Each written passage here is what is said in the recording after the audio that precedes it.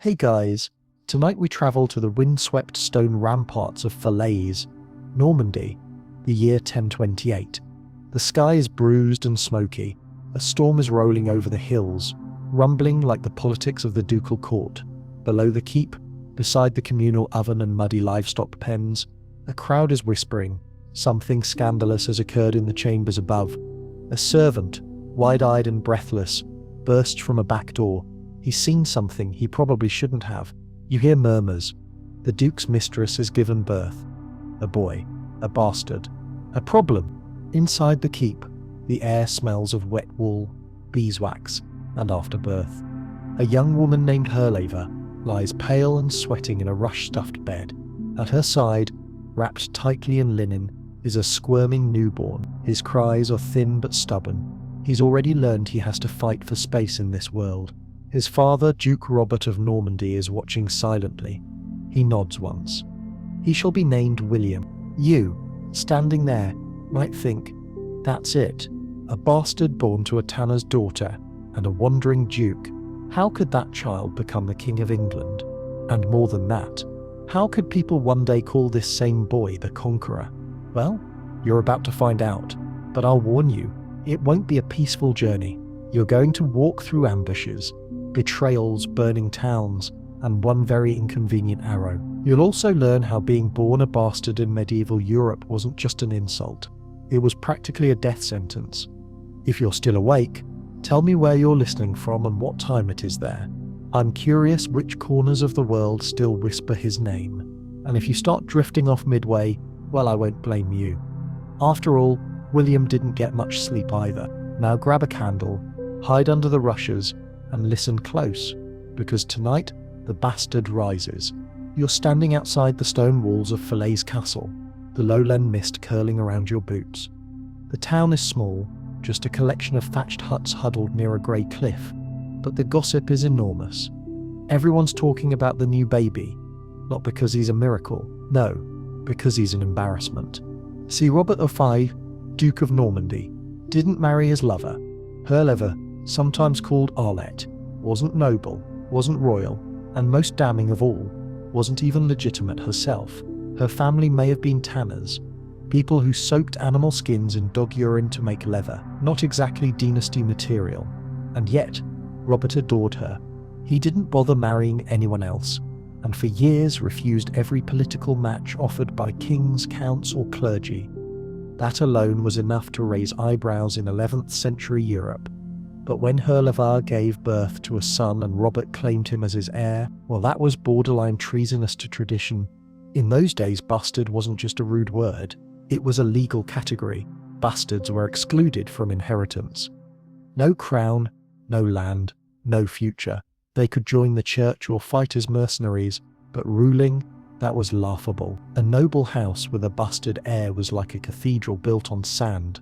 It wasn't supposed to stand. And yet, Robert insisted. He publicly recognized William as his son. He gave him a place at court.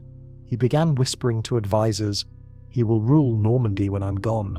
You can imagine the faces of the nobles, the scandal, the rage, the plans they began to hatch. Now you might think, well, if the Duke wants it, he gets it, right? Wrong. Normandy wasn't some obedient little duchy. It was a wild, violent patchwork of warlords who barely tolerated each other. Loyalty was earned with swords and spoils, not bloodlines, and the moment Duke Robert died, you just knew they'd pounce. But we're getting ahead of ourselves. Let's talk about little William. Growing up in Falaise wasn't a royal childhood. He wasn't hidden away in silk and honey. He grew up knowing he was despised by many of the Norman barons. They'd laugh at him behind his back. The tanner's brat, they'd mutter. They probably expected him to die quietly, sidelined, poisoned, forgotten. But William was watching. Even as a child, he was serious. He spoke little, listened more. He learned to ride early. He trained with swords before most boys knew how to read, and he understood something most nobles didn't. Being called the bastard wasn't a curse, it was camouflage. They underestimated him. That would prove fatal. But William wouldn't get the chance to prove himself until Normandy descended into chaos. In 1035, Duke Robert went on pilgrimage to Jerusalem, a deadly gamble in those days. On the way back, he either succumbed to disease or poison, depending on who you believe. Either way, he never made it home. Normandy was left with a 7-year-old bastard for a duke. Can you picture the nobles' glee? The smirks? The greedy conversations in candlelit chambers? Surely we can't let him rule, they must have said. We'll be doing the duchy a favour by removing him. And so began a decade of anarchy. The Norman barons didn't just ignore young William, they actively tried to kill him. His guardians were assassinated one after another. One was murdered in church, another was hacked to pieces in his bed. The boy's household had to be constantly moved. He couldn't sleep in the same place twice. By the time he was 10, William had survived more assassination attempts than most adults face in a lifetime. There's a story that he once overheard a servant say he wouldn't last the year. The boy just nodded. Then he asked for more sword training. See, while other children were learning Latin or embroidery, William was learning to survive, to calculate which baron might betray him next, to read fear in a man's eyes. He became fluent in ambition and fluent in revenge. By the time he was a teenager, he had outlived nearly everyone who tried to control him, and slowly, word began to spread. Don't mess with the bastard. Still, it wasn't enough to keep Normandy together. Rival castles flared into rebellion like candle flames. One baron would rise, declare himself protector of the realm, and then fall, stabbed, burned, or exiled. Normandy wasn't being ruled, it was being consumed. And yet, somehow, William endured. You can imagine him, maybe 15 or 16, standing in the smoky halls of Rouen, surrounded by squabbling lords. He doesn't say much. He doesn't need to. His eyes do the speaking. When he does talk, he talks like a man who has seen death up close and not flinched.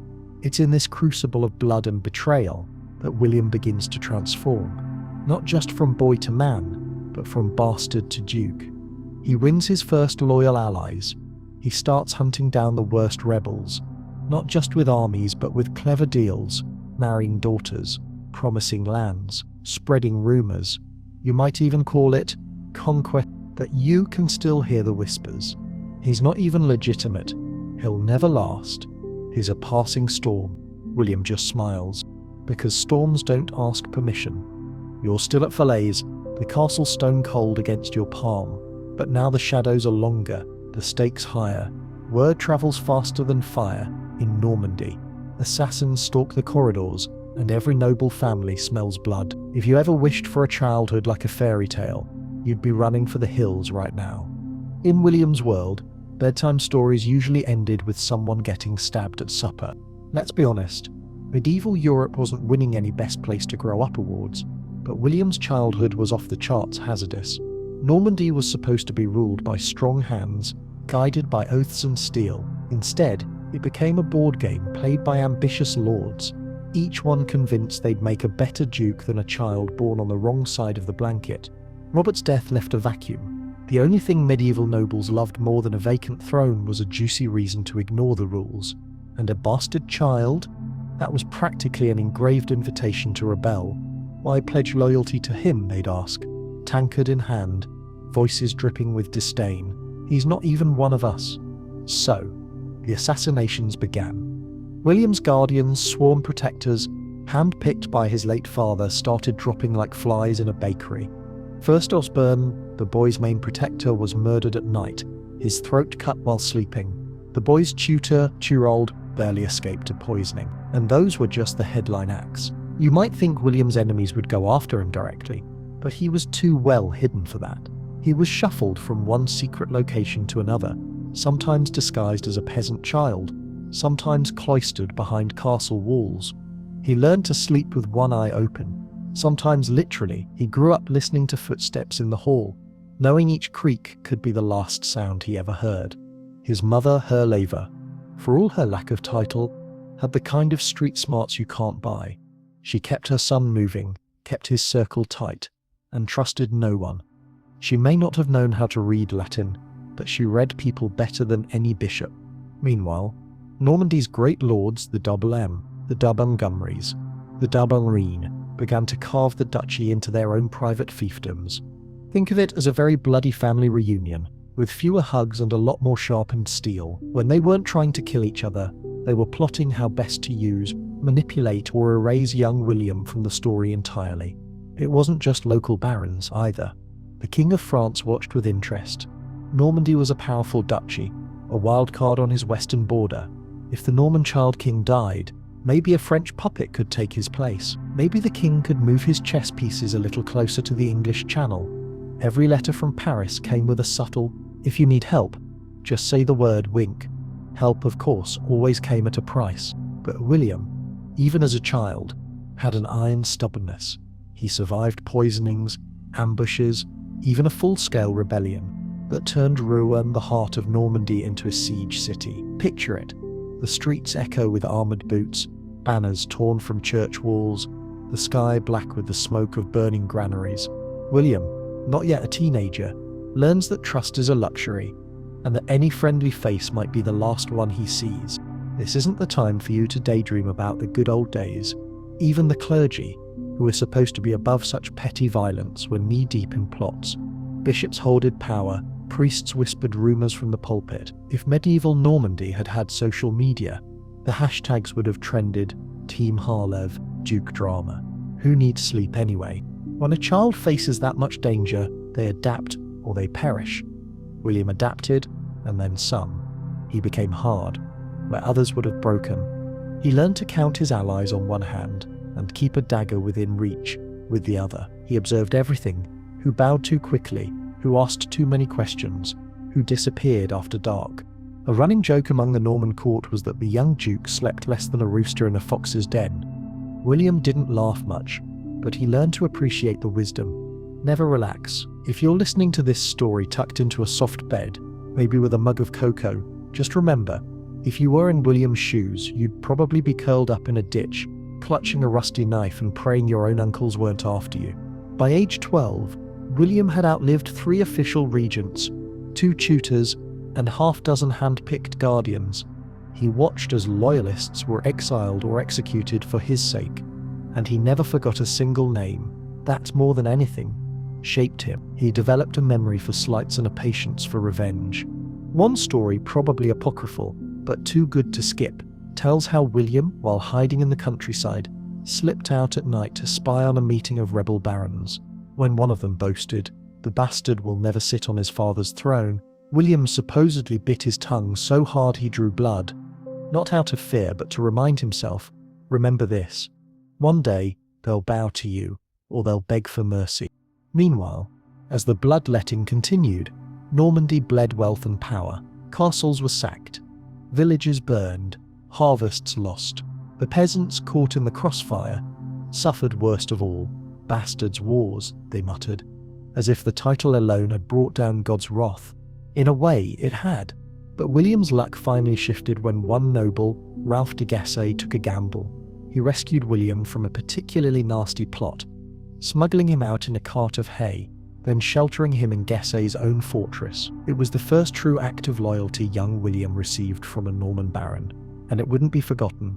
From that sanctuary, William began to collect other survivors of the chaos. Young knights, landless sons, minor lords, desperate for a future. They formed a small, battered circle of trust. William didn't have an army, but he had something just as useful: a handful of people who believed against all odds that the bastard might just win. You've probably figured out by now that medieval life was less about fair play and more about creative ways to not get murdered. One Norman proverb summed it up: "The wolf and the lamb may share a pasture, but not for long." William was the lamb that learned to bite. By the time he was a teenager, the killings slowed, partly because there were fewer rivals left, partly because William himself was beginning to look less like a child and more like a force of nature. He trained in swordplay, learned to ride war horses, and practiced archery. He learned to read, no small feat for a noble, let alone a bastard. Most importantly, he learned to listen to spies, to servants, to anyone who might bring news of plots. When a fresh rebellion broke out in 1046, led by Guy of Burgundy, a relative because family drama is forever, William was ready, with his tiny band of loyalists and last-minute support from King Henry the France, He faced the rebels at the Battle of Valledun. The clash was short but brutal. Horses drowned in the Orne River, swords flashed, and at the end, William's enemies lay dead or running for the hills. It was the first time he'd truly turned the tables. The bastard was now the survivor. You, watching from the sidelines, would see something new in his eyes. Not just fear, not just rage, but a cold, calculated certainty. William understood if you want to rule, you can't just survive. You have to make others afraid to challenge you. After the battle, William moved quickly.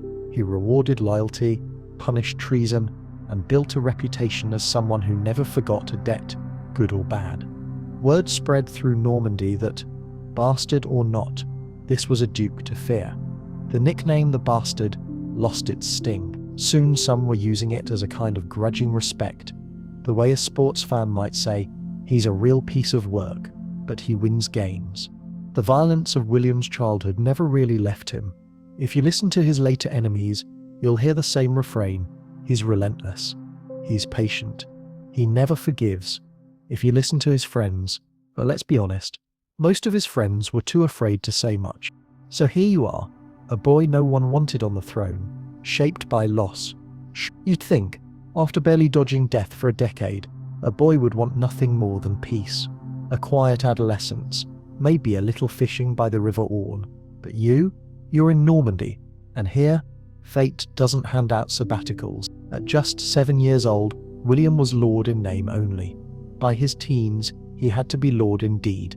Normandy, bleeding and broken, was a duchy where titles meant little, and survival meant everything.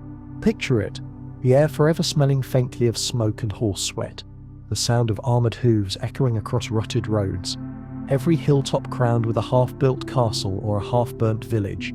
The Duke is a boy king surrounded by men twice his age, most of whom would cheerfully swap his head for a handful of silver. This is not the sort of childhood you write poems about, yet William, against all medieval odds, manages to keep breathing. Every meal could be poisoned, every gift could be a trap. He eats simply, drinks little, and trusts even less. It's not paranoia if they really are out to get you, and in William's case, they absolutely were. His only family is the handful of battered, loyal knights who'd stuck by him through fire and ambush, and his mother, her lover, whose peasant grit keeps the household from dissolving entirely.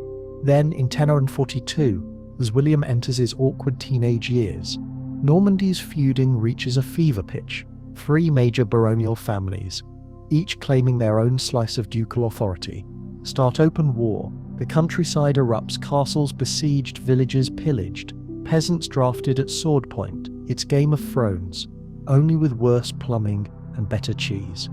The only thing uniting the nobles, their loathing for a boy on the ducal throne. But here's where things shift.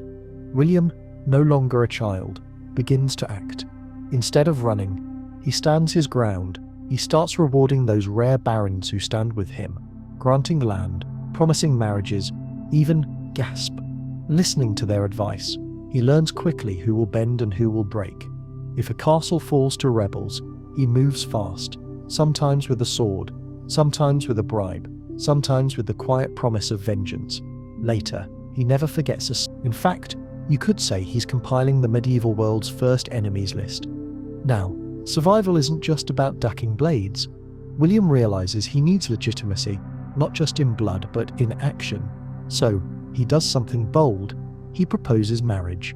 Not just any marriage either. He sets his sights on Matilda of Flanders, daughter of the Count of Flanders, one of the most powerful nobles in Europe, and, awkwardly, a woman who at first finds him beneath her. Rumour has it, Matilda literally refused his proposal, and William, never one for subtlety, rode to her town, dragged her off her horse by her braids, and told her, "You will marry me." Medieval flirting folks don't try this at home. Whatever the exact details, Matilda agrees, and their union is more than a love story, it's a political earthquake. Suddenly, William has powerful in-laws. The Count of Flanders sends troops to help put down Norman revolts. Other barons begin to hedge their bets. Maybe, just maybe, this bastard is going to stick around. But before you start picturing William and Matilda baking bread together, Normandy is once again up in flames. In 1026, a full-scale rebellion explodes.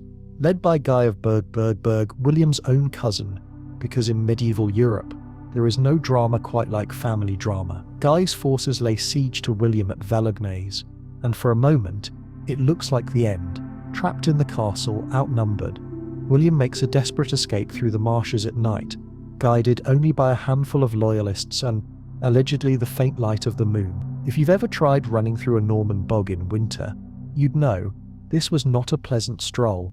He reaches King Henry I of France. Yes, the French king, who, despite their rocky relationship, had no desire to see Normandy destroyed or controlled by Burgundy. Henry's troops join William's battered band, and together they march to confront the rebels at the Battle of Valais-Dune. Now, you're not watching a clash of grand armies here. It's mud, blood, and close combat, where the Orne River runs red and the sound of steel on steel drowns out the prayers of the priests. William leads from the front. He has no choice. No one would follow him otherwise. His enemies expect him to falter, but he doesn't. His horse is cut down under him, but he remounts. The rebels, most never having seen real battle, break and scatter. Many drown in the river, weighed down by their own armor, which is a medieval way of learning that water safety is important. The victory at Valais-Dune is a turning point. For the first time, William is more than just a survivor. He's a ruler.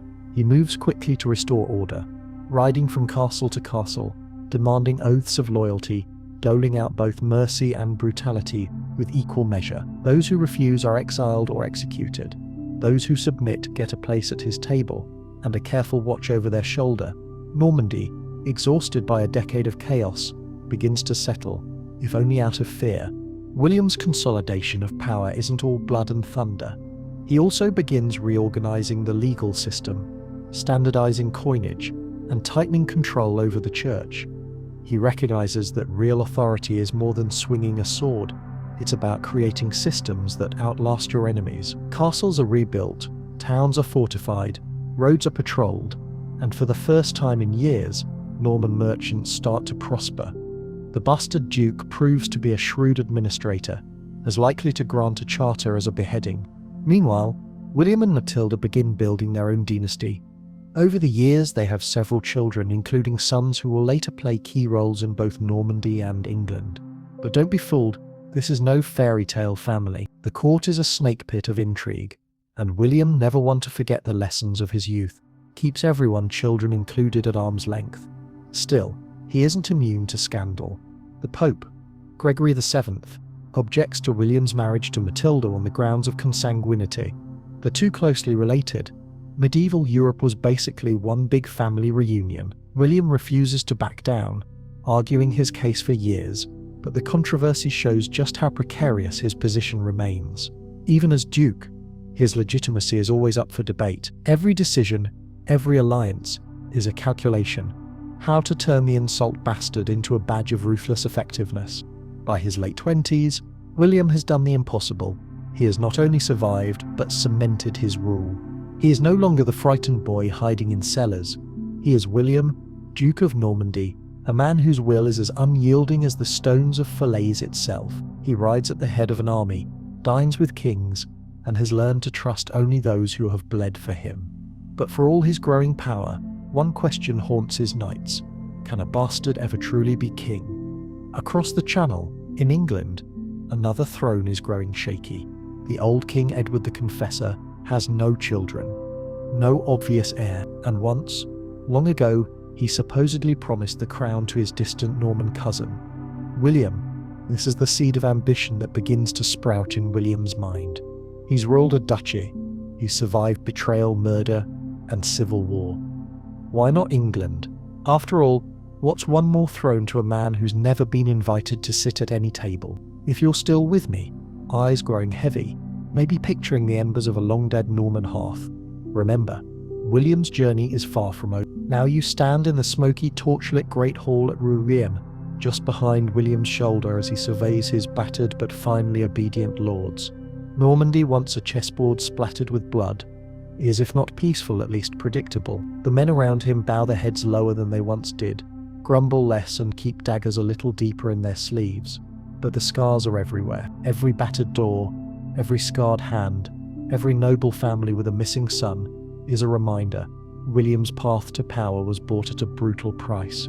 You're watching, learning, as William puts on the second, more difficult crown, loyalty. It's one thing to take power by force. It's another thing entirely to keep it, especially when everyone in the room remembers you as the bastard. In fact, the nickname now seems to linger in the air, heavier and sharper than ever. William can feel it in every conversation, every oath, every sideways glance. Even the steadiest lords remember, with the prickly memory of old insults, that their duke began as a scandal. But William is nothing if not a student of human nature. He knows fear has its limits. You can frighten a man into obedience, but not into loyalty. If Normandy is to survive, and if his ambitions are to stretch across the Channel, he needs real allies, men who believe their future is tied to his. And so, he begins the slow, methodical work of converting reluctant vassals into true supporters. How does he do it? It isn't a fairy tale. There are no magical words or grand gestures. It's long, grubby work, part carrot, part stick, all calculation. He starts by rewarding the loyal gifts of land, control over profitable markets, marriages to wealthy widows. He grants privileges to towns that support his rule, allowing them to collect taxes or hold weekly markets. It's not generosity, it's investment. Each favor ties another knot of obligation. For the old enemies, William plays a different game. Some he destroys outright. No forgiveness, no second chances.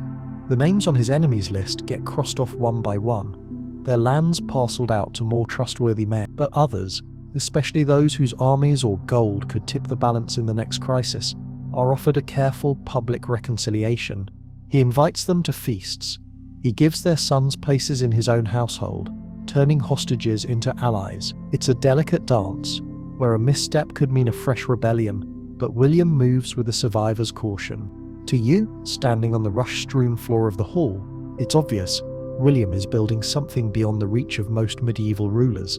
He's forging a web of mutual interest, one that, with luck, will hold even if he's not always watching. It's the birth of what historians call bastard feudalism, where loyalty is bought with contracts and favours as much as blood. Yet, even as he plays politics, William never loses his edge. If you cross him, the punishment is swift and savage.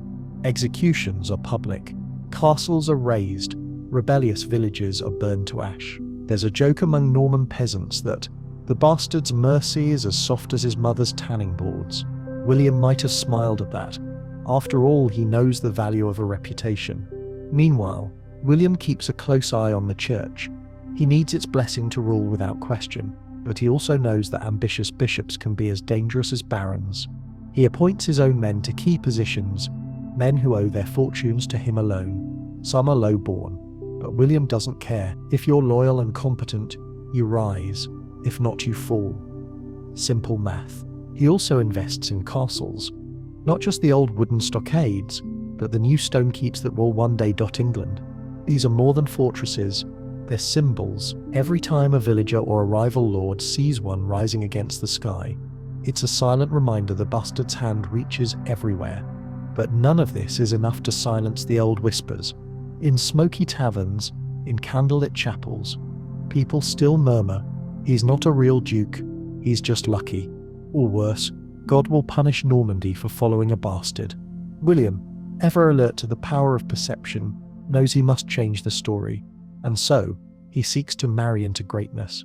We've already seen how his union with Matilda of Flanders wins him powerful friends, but he also courts legitimacy through the church, eventually wrangling papal approval for the marriage, after promising to build a grand abbey as penance.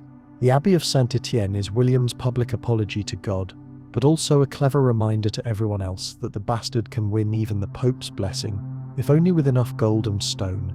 Through all this, William's style is relentless, even exhausting.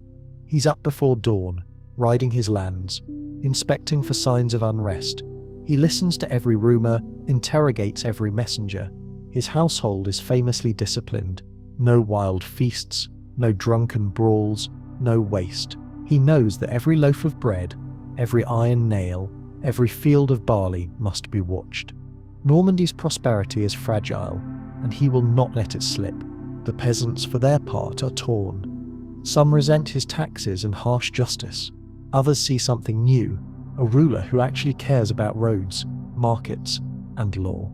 They might grumble at his demands, but many grow quietly grateful for the stability. After decades of anarchy, even the firm hand of a bastard is better than chaos. If you listen at night, when the court is quiet and the torches gutter low, you might hear William muttering prayers in Latin, asking for guidance. He's no monk, his faith is practical, not poetic, but he's seen too much to ignore the role of luck or providence, or maybe just a clever mind disguised as fate. He prays not to be loved, but to be feared and respected. It's during these years that William begins to look beyond Normandy.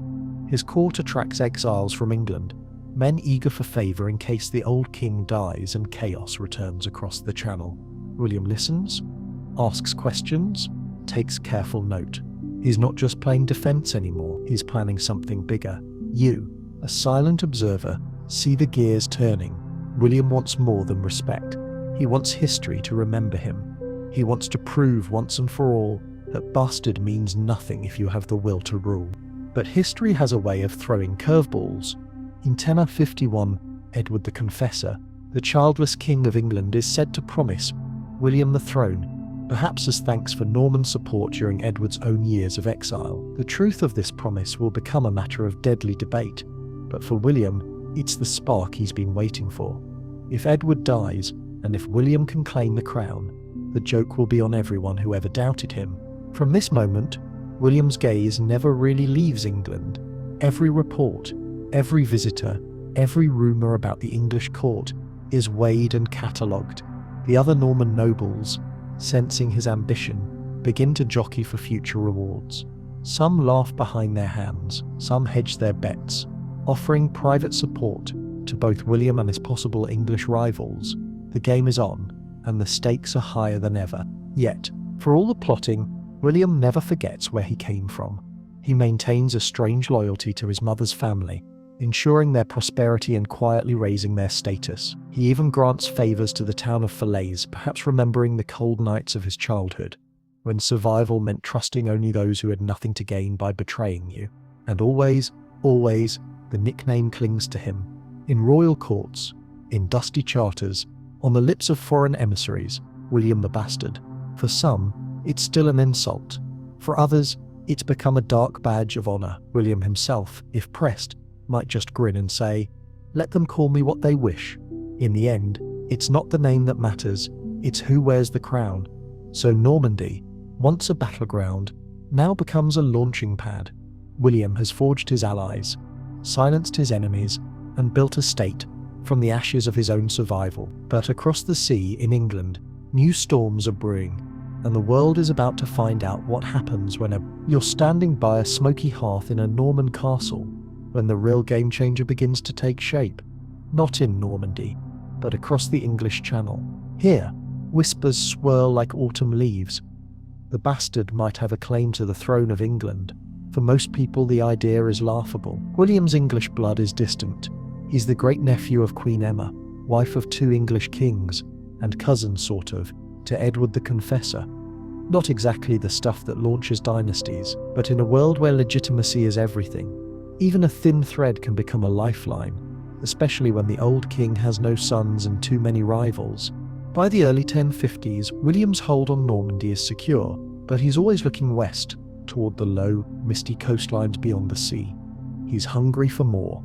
You can see it in the way he leans in during council meetings, his keen eyes flickering at every mention of England. "Remember who you are," he tells himself at night, sometimes as comfort, sometimes as a warning. Normandy is his home, his forge, but England is his unfinished dream. Why does William believe he has a claim?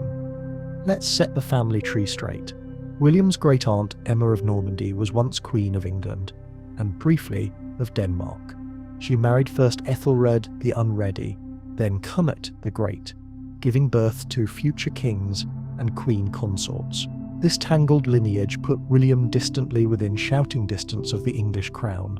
The key, however, is that King Edward the Confessor, Emma's son, supposedly spent his exile in Normandy under William's father's protection. Some say Edward, grateful and isolated, promised the throne to his young Norman cousin.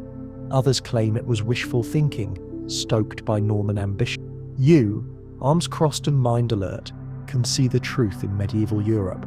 Promises often meant suggestions. There's no video recording, no signed contract, just a swirl of rumours and perhaps a convenient memory or two.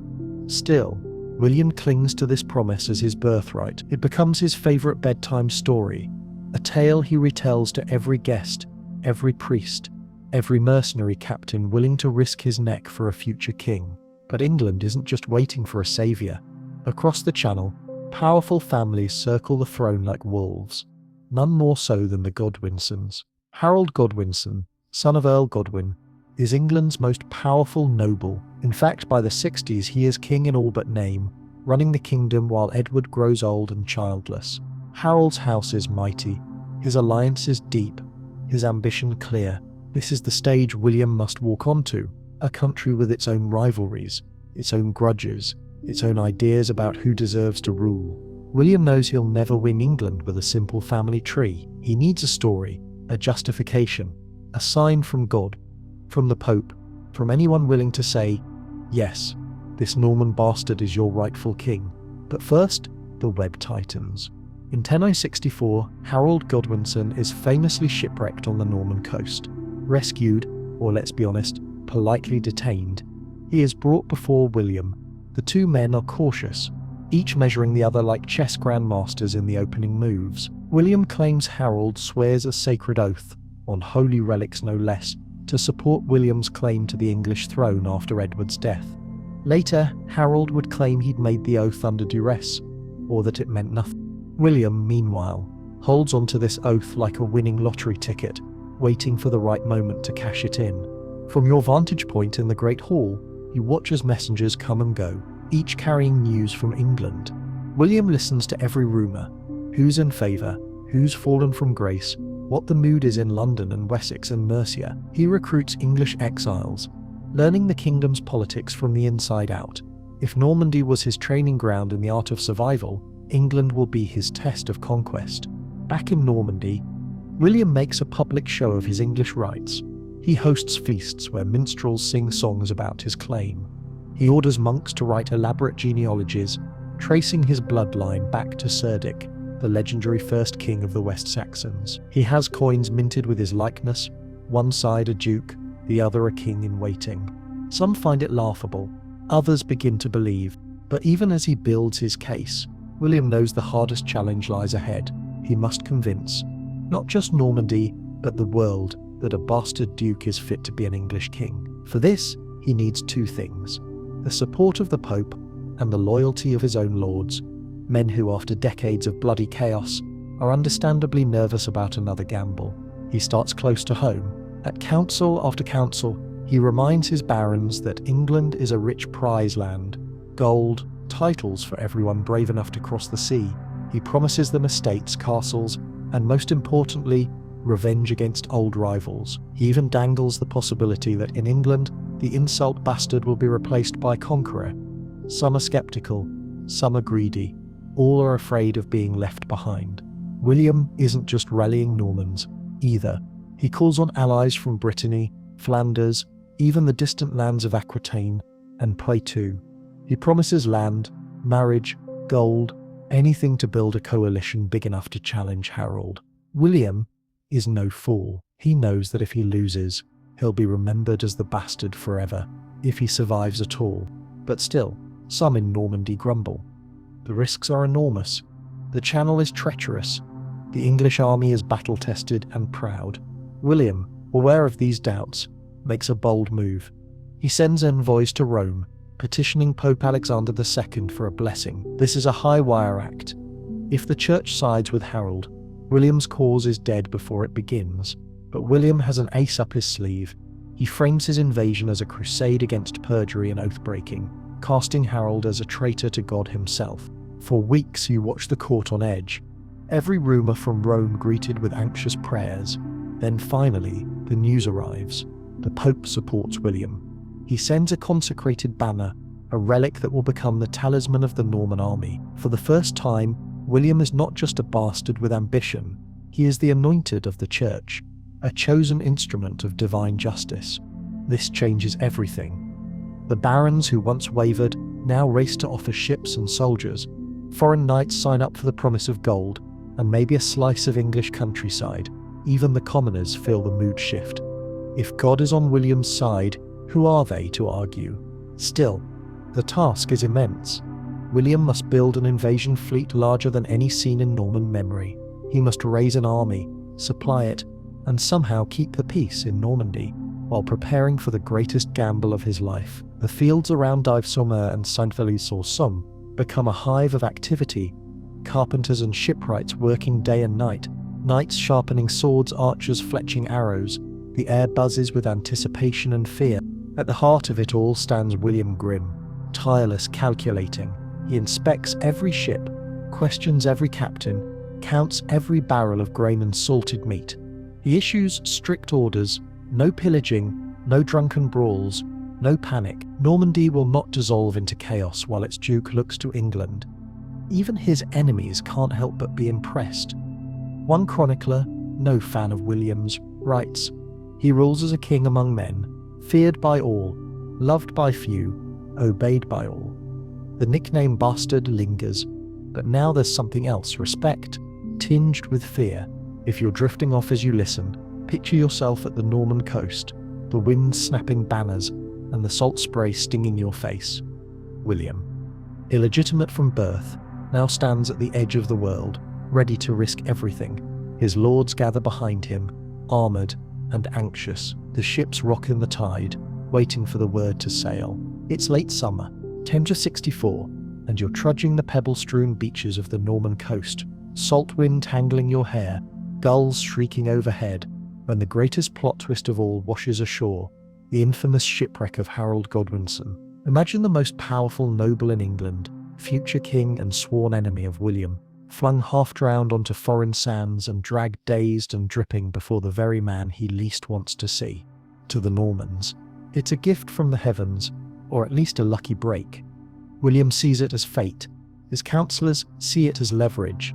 You, standing in the background, can smell opportunity in the sea air, and the way William's eyes narrow at his unexpected guest. Whatever else Harold may be, hero, traitor, opportunist, he's now a pawn in William's larger game. Harold is treated with elaborate courtesy, lodged in fine halls, feasted at William's table, shown the might and splendour of Norman castles, but underneath the hospitality, there's iron in every handshake. William leads Harold on hunts, demonstrates his prowess in the saddle, and makes subtle jabs about loyalty and honour. At every turn, Harold is reminded, you're not in England anymore. Here, the bastard rules, and in Normandy hospitality is often just politics with a full wine cup. Then comes the famous oath. It's a scene described in hushed tones for generations, and you're there in the candlelit chapel, watching as relics, fingers, skulls, holy bones are stacked on the altar. Harold, probably sweating under his fine English tunic, is asked to swear a sacred promise to support William's claim to the English throne upon King Edward's death. Whether Harold is blackmailed, tricked, or simply too wise to resist, he agrees, kneeling, touching the relics, and swearing before God and half the Norman nobility.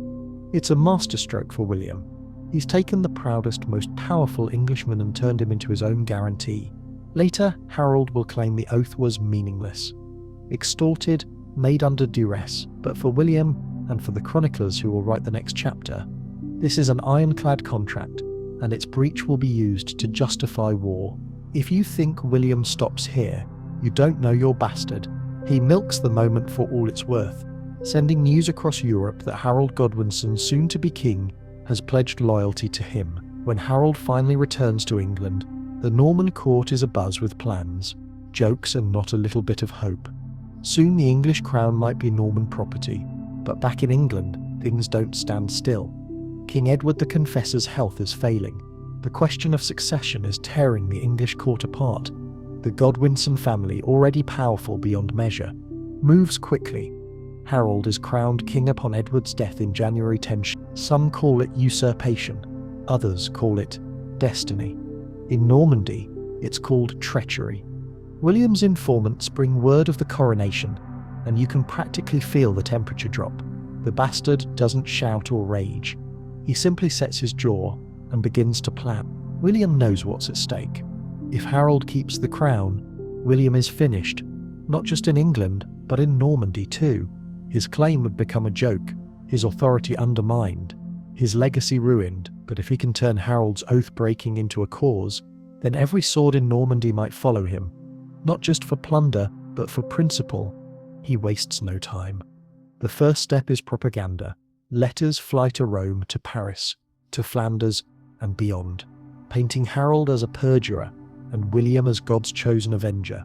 The Pope, perhaps eager to flex his own power, agrees, sending William a papal banner as a holy endorsement. For a brief shining moment, the bastard's campaign is not just a personal vendetta, but a sacred duty. Even skeptics are swept up in the fervour. Lords who once hesitated now clamour for a place in the invasion. If you're Norman, you can almost smell victory in the sea air. The next step, preparation. William's court becomes a war room. Shipbuilders hammer out hulls by the hundreds. Armourers and fletchers work by candlelight, stockpiling weapons and arrows. Cooks salt pork and pack hard biscuits by the cartload. The fields around the harbours at Dives-sur-Mer and Saint-Valery-sur-Somme turn into a camp of thousands knights from Normandy, mercenaries from Brittany and Flanders, archers and footmen from every corner of northern France. You're swept up in the chaos. At night the camps are alive with laughter, arguments, and nervous prayers. By day, William moves among the tents, listening, inspecting, promising gold and land to those who will fight for him. He knows every name, every family, every old grudge that might boil over if left unchecked. If he's afraid, he never shows it. One night, you overhear him mutter to Matilda, "They call me bastard, but soon they'll call me king." As summer stretches into autumn, the army waits, restless and impatient. The wind is wrong, the weather unpredictable. William paces the beaches, watching the horizon, refusing to risk a crossing until the tides are perfect. Superstition hangs in the air. Some say God is testing him. Others say it's the ghost of King Edward raising storms to save England. William, as ever, ignores the whispers and trusts only calculation. Then, in late September, the wind finally turns. Word comes that Harold Godwinson is distracted, forced north to fight an invading Norwegian king, Harald Hardrada, at Stamford Bridge. William seizes the moment. The invasion fleet, 100 strong, launches under moonlight, sails snapping as they catch the channel winds. Horses stamp and neigh below deck. Men pray, vomit, and sing. You're aboard one of the ships, and the crossing is cold, wet, and terrifying, but the adrenaline keeps you awake. When land finally appears, England's low grey cliffs on the Sussex coast, the invasion is real. William has gambled everything. The landing at Pevensey is almost anticlimactic.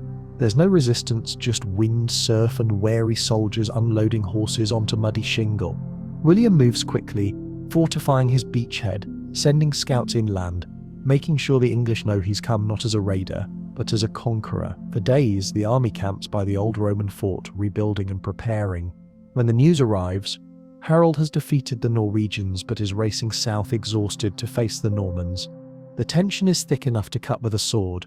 William's propaganda machine doesn't stop. Messengers ride ahead, spreading tales of Harold's broken oath and William's divine right.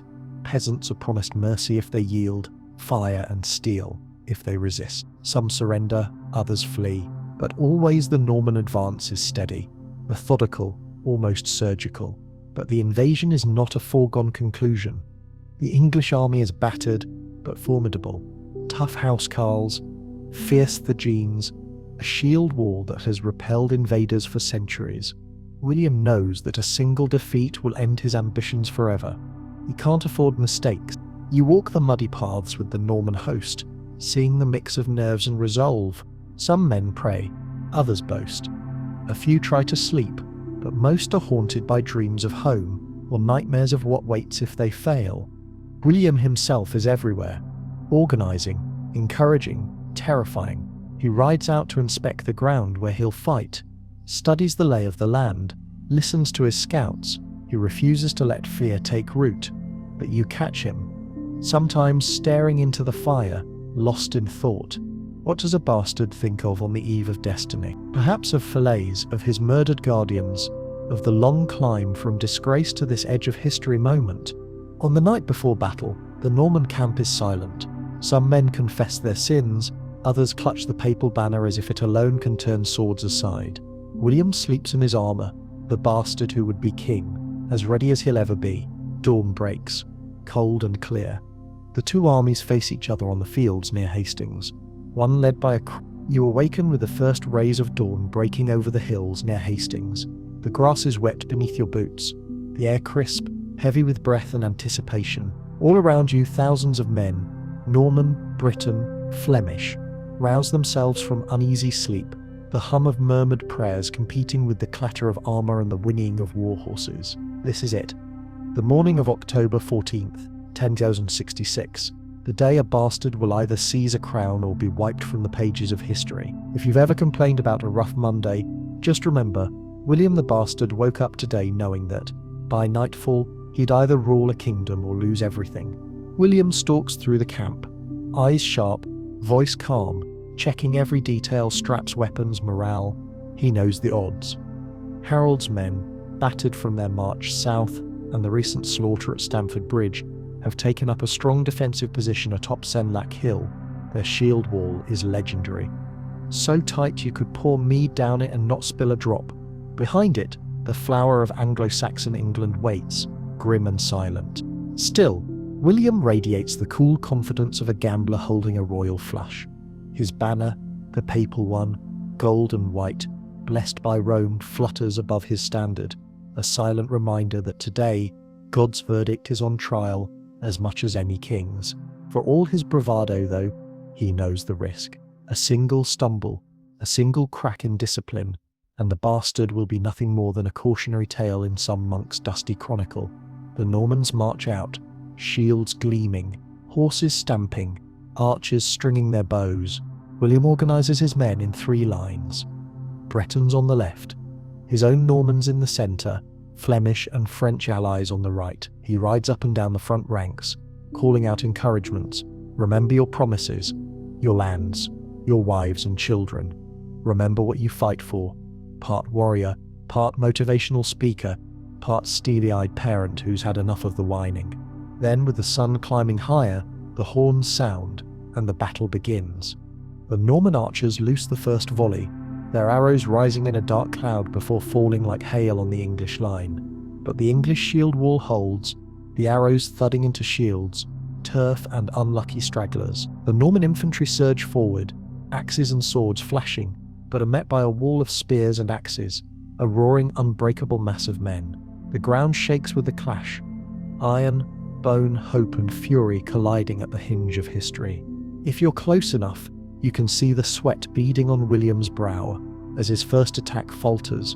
The Normans pull back, their dead and wounded littering the hillside. Rumours ripple through the lines. The Duke is dead. The Duke is dead, and for a heartbeat, panic threatens to unravel everything.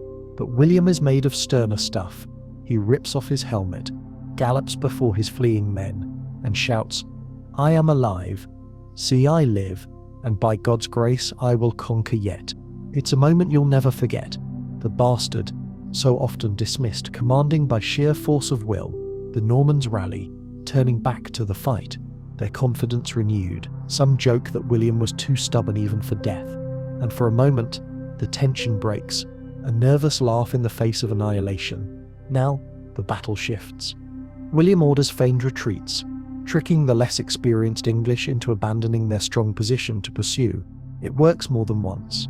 Eager Saxons break formation, only to be surrounded and cut down by Norman cavalry. It's brutal, clever, and just a little bit dirty, the sort of tactic that turns bastard from insult to compliment. The hours grind on, the sun climbs and begins to sink. The fields are slick with blood, the air thick with the metallic stench of death and sweat. Men die by the hundreds. Horses, maddened by pain and noise, trample friend and foe alike. You catch glimpses of Harold, resolute, desperate, rallying his men beneath his banner. For every Norman gain, the English counter with raw courage and grit, but exhaustion takes its toll. Slowly, the English line wavers. Harold's brothers fall, one after another, their death sapping Saxon morale. In the fading light, a sudden storm of Norman arrows arcs into the English ranks. One arrow, No one will ever know whose finds its mark in Harold's eye. He falls. The last shield crumbles, and with a final charge, William's cavalry break the line. It is finished. As dusk settles, the field is silent, but for the moans of the dying, William stands, mud-spattered, bone-tired, and utterly victorious. He has done the impossible. A bastard has broken England's mightiest wall, and unseated a crowned king. Around him his men shout, weep, collapse in relief. You walk the corpse-strewn field, overwhelmed by the cost. The price of the crown is paid in blood, not just of kings and nobles, but of thousands of nameless men, farmers, craftsmen, boys who believed in a cause, or were simply too slow to run. In victory, William is grim, not triumphant. He knows what he has won, and what he will have to hold. Night falls. Fires are lit to ward off looters and wolves. Both four-legged and two, the Norman camp is alive with tired celebration, but there is no wild revelry. William is already thinking ahead, how to secure his prize, how to convince the English nobility to accept him, how to stamp out the inevitable rebellions. For every battlefield, there's a dozen more fights to come. But tonight, you lie under the cold sky, too exhausted to dream. The name Bastard rings in your ears, not as an insult, but as a badge of relentless, unyielding will. Dawn creeps across the battered field outside Hastings. You wake with a start, stiff and shivering, the air reeking of blood and churned earth. All around you, the crows are already at their gruesome work, and the Norman banners, muddy, frayed, but still flying, mark the new order. The Battle of Hastings is over. William has won, but the conquest of England has barely begun. You've survived the clash, but now you witness the other side of victory. Logistics, exhaustion, and the slow, merciless grind of transforming invasion into rule. The Normans don't waste time celebrating. They know what every conqueror learns too late. Battles are only the first test. William's soldiers, most far from home, and every one of them hungry for reward, must now be kept alive, fed, paid, and crucially kept busy. If you ever doubted that wars are won as much by spreadsheets as by swords, just watch William's quartermasters get to work. The beaches and fields of Sussex turn into a medieval warehouse. Ships that only yesterday carried horses and steel now unload casks of wine, barrels of salted meat, hard biscuits, sacks of beans, and great reels of cheese. Norman logistics officers, hair wild and faces set in permanent frowns, bark orders in a dozen accents. The army needs more than food: tents, spare weapons, bandages, tallow for lamps, even extra horseshoes. You get the sense that for every heroic charge at Hastings, there are 100 exhausted men hauling crates and counting chickens. William himself is everywhere. His rest is as short as ever. He's always scanning the horizon, never trusting that victory will last. He sends out patrols to scout the countryside, collecting news of local resistance, and always on the lookout for hidden English forces regrouping in the woods. The bastard has learned by pain, by loss, by hard-won instinct, that the first days after a victory are the most dangerous. The English, though leaderless, are still a threat. You see William consulting with his lieutenants by firelight, poring over hand-drawn maps, deciding which towns to march on, which roads to block, which rivers to guard. But even as William plans, his men demand their share. Knights who bled for him expect land and loot. Common soldiers, dirty and hungry, want coin or something to send home. William knows the old rules. If you don't pay your army, you lose it. Sometimes to desertion, sometimes to mutiny, sometimes to outright banditry. So the first weeks of the Norman occupation are as much about dividing spoils as crushing enemies. You watch as Norman foraging parties spread out into the Sussex countryside. Villages are taxed, sometimes with coin, more often with livestock or grain. Castles are requisitioned or torn down. If a village resists, it burns. If it cooperates, the men are pressed into service and the women left to patch wounds and bake bread. For some English peasants, it's a nightmare. For others, it's just the latest in a long history of foreign overlords, and they keep their heads down waiting to see if this one will last. Every day, new supplies arrive from Normandy. More horses, more arrows, more barrels of saltfish. William's men are a motley crew: fierce Breton cavalry, crossbowmen from the Vexin, foot soldiers from Flanders and Anjou, even a few adventurous Danes and Italians drawn by the promise of spoils. The camp is a babel of languages and tempers. Disputes over loot turn ugly. More than one knight ends up with a split lip and a black eye, negotiated in the shadow of a tent. Yet, there's discipline. William enforces strict rules. No rape, no murder of unarmed civilians, no looting without orders. He knows the English are watching, and that every act of brutality could spark a wider rebellion. Offenders are punished, sometimes with flogging, sometimes with the rope. You witness these punishments, and they are brutal, but effective. The bastard is no fool. He's seen what happens when an army becomes a mob. As October passes into November, William's attention turns to the next objective, securing his supply lines. He needs safe harbours for more reinforcements, strongholds from which to control the countryside, and above all, information. Scouts report that the local English lords, called the Giens, are gathering in small bands, harrying Norman outposts, ambushing lone knights, poisoning wells, hiding supplies. It's clear the war is not over. It has simply changed shape. To stamp his authority on the land, William orders the construction of castles, quick, brutal and unmistakable. Mottes, steep earth mounds, rise in a matter of days, topped with timber towers and circled by ditches. You help haul earth, cut logs, stack stones. At each new fortification, the locals grumble, but none dare open revolt. These castles aren't just for defense, they're power statements, telling everyone within sight there's a new lord in town, and he builds in stone. But William knows castles alone won't win hearts or crush opposition. He needs to keep his own men happy, and that means rewards. He parcels out English lands to his most trusted knights and lords, but with a catch. The lands are often scattered, divided and surrounded by loyal Normans, ensuring that no one baron becomes too powerful or independent. It's a masterstroke of paranoia and practicality. Each knight is both hostage and enforcer, dependent on William's favour. Meanwhile, William uses hostages as another tool. Prominent English lords who submit are offered leniency, but only after leaving their sons or brothers as guests in Norman castles. If you ever doubted that medieval politics was a family business, watch the tension on a father's face as his heir is led away by Norman guards. The message is clear. Loyalty is rewarded. Betrayal is fatal. Still, not all Englishmen resist. Some see in William a chance to settle old scores or rise above their rivals. The bastard is pragmatic. He's willing to use native collaborators if it buys him time or reduces bloodshed. A few canny the Giens trade information for gold or titles, and the Norman grip tightens, inch by inch, farm by farm, castle by castle. William also keeps an eye on the church. He quickly demands the submission of English bishops and abbots. If they resist, he replaces them with his own men.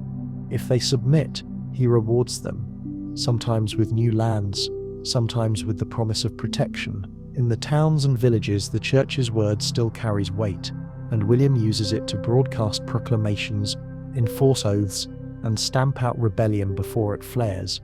For the average English villager, these days are full of fear and confusion. Some try to flee north, hoping to find safety beyond William's reach.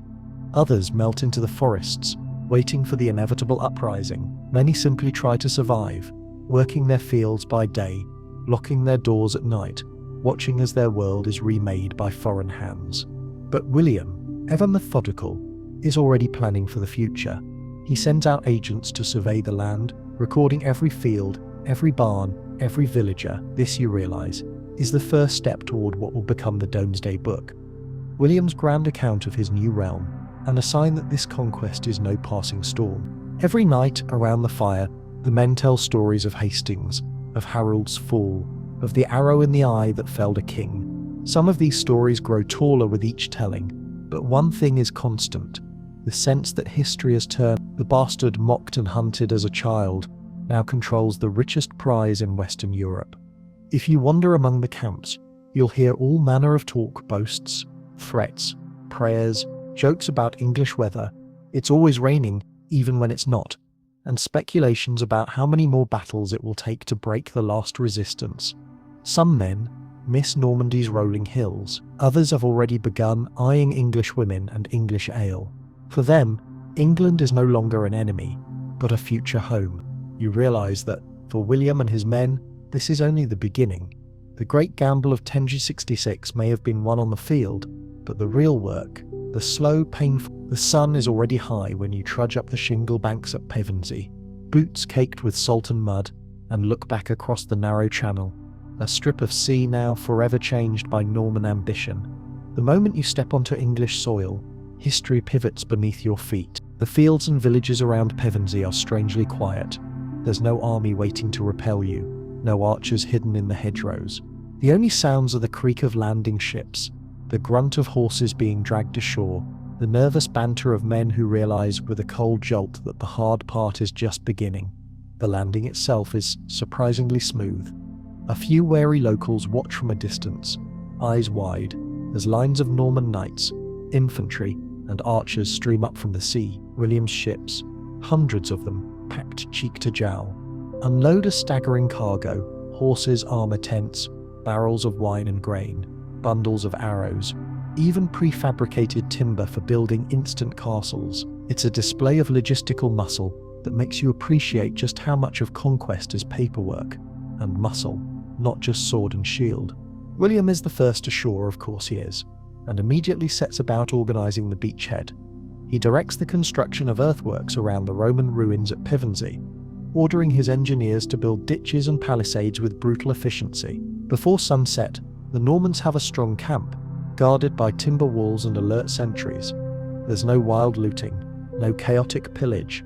This is invasion as chess, not as drunken brawl. You see William riding among the men, rewarding discipline, barking at the lazy, and making it clear there's no going home.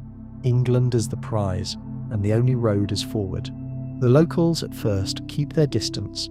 Sussex peasants, tough, sunburnt, practical, no better than to challenge a well-armed army. Some bring gifts of bread and ale, hoping to curry favour or buy safety. Others vanish into the woods, taking whatever livestock and valuables they can carry. A few bold souls try to spy on the invaders, but are quickly chased off or captured. William, ever the pragmatist, releases a handful with a message for their lords. Submit and you'll be spared. Resist and you'll meet the fate of Hastings. Days pass in a tense routine. The Normans repair roads, collect firewood, and butcher livestock for their hungry men. The local churches are requisitioned for supplies, and as lookout points, bells that once summoned villagers now ring out warnings of Norman patrols. William keeps a tight rein on discipline, determined to prove to the English that he can be a better master than Harold ever was, or at least a more terrifying one. The psychological warfare begins immediately. William sends envoys to nearby towns, offering peace in exchange for oaths of loyalty. At the same time, his men burn fields and seize hostages from those who hesitate. It's a careful mix of carrot and stick, threat and bribe. You watch as some English lords, hedging their bets, send gifts and pledges to William's camp, while others send desperate riders to London, begging for help from what remains of Harold's shattered court. But the English are not so easily cowed. News of the Norman landing spreads fast, by word of mouth, by church bells, by smoke signals from burning farms. Bands of the Jeans and housecarls begin to gather in the woods and marshes, launching hit-and-run attacks on isolated Norman foragers. The invaders are forced to travel in armed groups, always wary, always jumpy. Every hedgerow is a potential ambush, every shadow a possible trap. William responds with trademark efficiency. He orders the construction of another castle at Hastings, this one even larger and more defensible than the outpost at Pevensey. The work is backbreaking, digging ditches, hauling timber, building earth mounds, but it creates an unbreakable base from which the Normans can control the coast.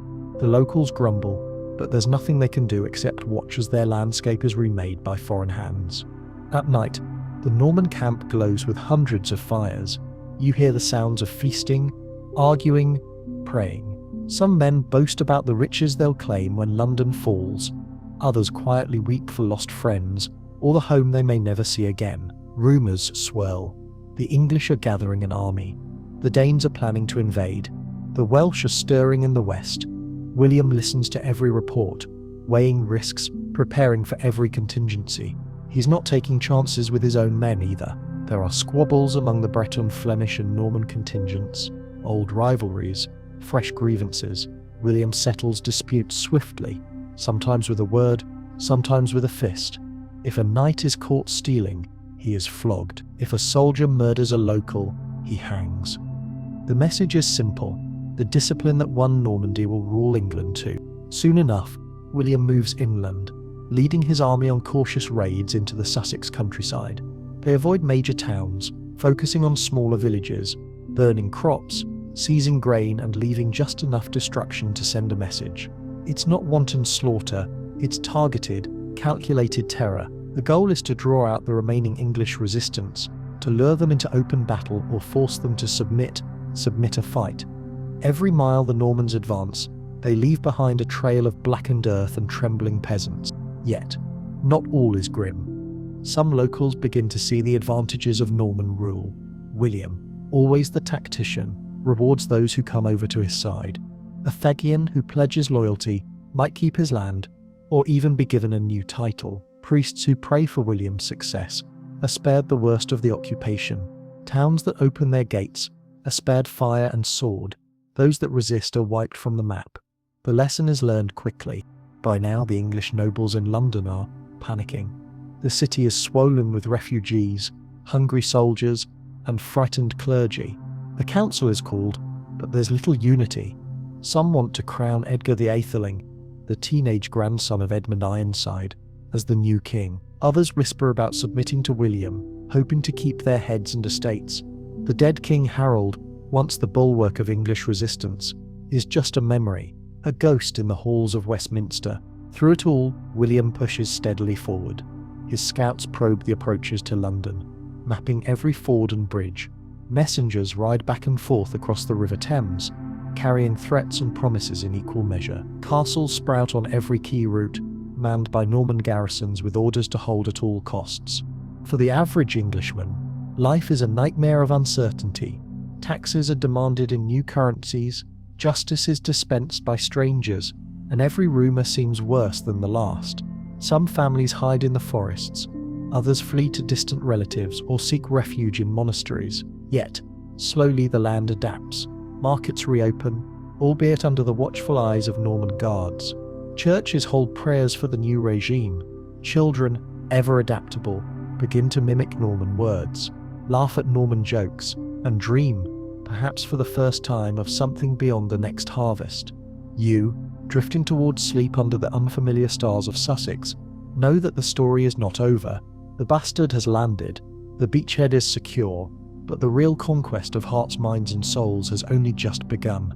And somewhere, you set out from Hastings at dawn, boots squelching in the dew-drenched grass, following the long, snaking line of Norman soldiers as they push deeper into Sussex. The march inland is no parade. It's more like a moving fortress. Men-at-arms alert at every hedgerow, archers scanning the tree line, scouts fanning ahead with their hounds. The bastard's army moves slowly, deliberately, burning what it cannot carry, leaving behind a trail of smoke, fear, and the crackle of thatch roofs consumed by fire. Every step takes you further from the salty air of Pevensey and deeper into a countryside bristling with suspicion. At first, the land seems deserted. Villages empty, fields untended, livestock gone, but you can feel eyes on you. From behind shutters, from the dark line of the woods, from the ruins of half-collapsed barns. The locals, battered and grieving, aren't eager to test their luck against William's veterans. Instead, they melt away, taking their families and whatever they can carry, hiding in the tangled forests or among the marshes. William has no intention of playing the liberator. His orders are clear: take what you need, burn what you cannot, and break the will of any who resist. You march past villages with names you can't pronounce, their wooden crosses already blackened by the first flames. Sometimes you glimpse a huddle of old women or a barefoot child, peeking out as the army passes, faces that vanish the moment you blink. It's conquest by attrition, and the message is as clear as the smoke on the horizon: resistance is suicide. Yet, it's not just wanton destruction. William's strategy is surgical. He avoids the largest towns at first, too risky, too costly to besiege. Instead, he strikes at the smaller settlements, isolating them, denying the English any hope of regrouping. His scouts move with frightening efficiency, reporting any gathering of armed men, any rumor of an uprising. When resistance does flare, the response is swift and overwhelming. A dozen houses torched, the ringleaders strung from the nearest oak. You hear Norman captains joke, "We're just pruning the hedges. If you laugh, it's only because you're too tired to cry." The campaign is as psychological as it is military. Every smoking ruin, every dead Thigen, every field salted is a warning to the survivors: submit or suffer. Some English lords, sensing the way the wind blows, send messengers to William's camp, offering pledges and gifts, sometimes in gold, more often in hostages. These new allies are watched closely, given Norman overseers, and sent back to govern their lands in William's name. Those who refuse find their manors in ashes and their families missing. The bastard has learned that mercy when given must be as terrifying as violence. But not all submit so easily. In the Weald, a dense, wild stretch of forest and marsh bands of English fighters gather, launching hit-and-run attacks on Norman patrols. You hear of knights ambushed in the fog, baggage trains disappearing in the night, foraging parties slaughtered and left for the crows. The Normans respond with equal savagery, setting traps, burning suspected hideouts, taking hostages. It's a guerrilla war, ugly and endless. To keep his army together, William doles out spoils with ruthless fairness. Captains who distinguish themselves are granted estates, some carved from rebellious lords, others from lands confiscated from the church. William is careful though, no one man gets too much, and the largest estates are broken up and spread among his most loyal followers. The great Norman experiment ruled by fragmented dependent baronies is underway. Each new castle built is not just a fortress, but a leash on its owner. All the while, William's quartermasters keep the supply lines moving. Food and fodder are requisitioned from every farm, carts roll day and night, and blacksmiths set up makeshift forges in the ruins of English manors. The army is kept busy and fed, not always well, but enough to stave off the worst discipline problems. You see tired men chewing cold bread, rubbing at chafed shoulders, swapping stories of home and of the strange, stubborn land they now must tame. Religion too is weaponized. William orders his priests and chaplains to hold public masses for the souls of the dead, English and Norman alike, but also to pray for the king's victory and the peace of the realm. In every new settlement, the local church is taken over, the bells rung to announce Norman authority, the priests ordered to read out proclamations in the king's name. Where the English clergy resist, they are replaced with Norman abbots, stern and suspicious, fluent in both Latin and the language of occupation. For the peasants and villagers caught in the middle, these are days of endless anxiety.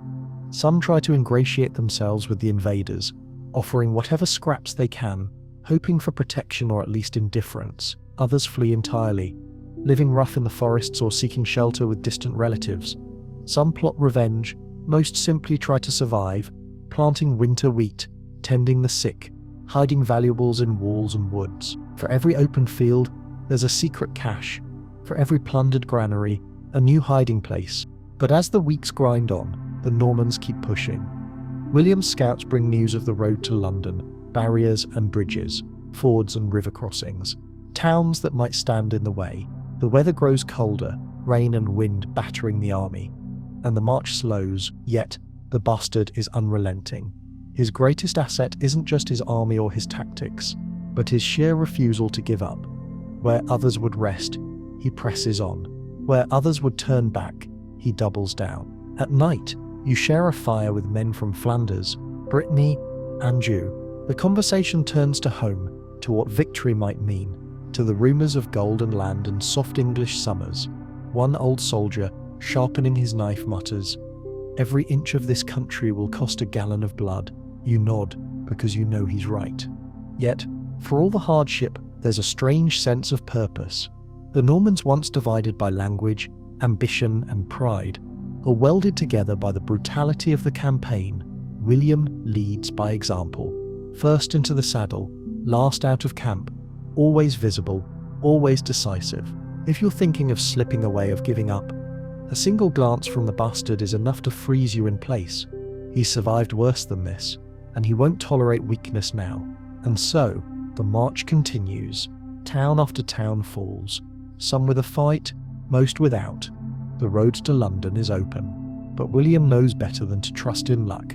Every day brings new rumours of rebellion, new threats from Danish raiders or Welsh warlords, new doubts whispered in the darkness, but the bastard presses on. As relentless as winter, you fall asleep that night to the sound of rain drumming on your borrowed helmet, the smoke of distant fires drifting on the wind. The countryside is scarred, the people terrified, but the morning after the march, you rise stiff and cold as the Norman host coalesces on the hills north of Hastings. Now, at last comes the moment history will immortalise, the Battle of Hastings. If you thought the campaign so far was brutal, you haven't seen anything yet. This is the crucible that will either make William a king or break him forever the bastard, a cautionary tale in every baron's gossip. The fields are slick with dew, the sky grey, a few stray wisps of mist curling above the gathered men. You smell sweat, leather, and fear. The English army, battered but defiant, lines the high ground at Senlac Hill, their shield wall a living rampart of spears, axes, and interlocked shields. Behind them the banners of Harold Godwinson snap in the chill wind, a rallying point for men who have already bled for one king this year.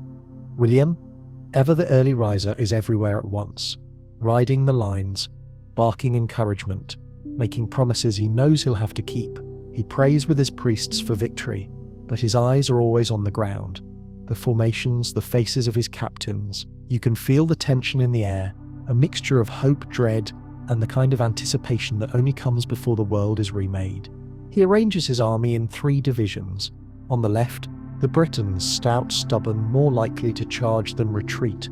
On the right, men from Flanders and Picardy, hungry for plunder and glory. In the centre, his Normans, mounted knights resplendent in mail and ready to break any line.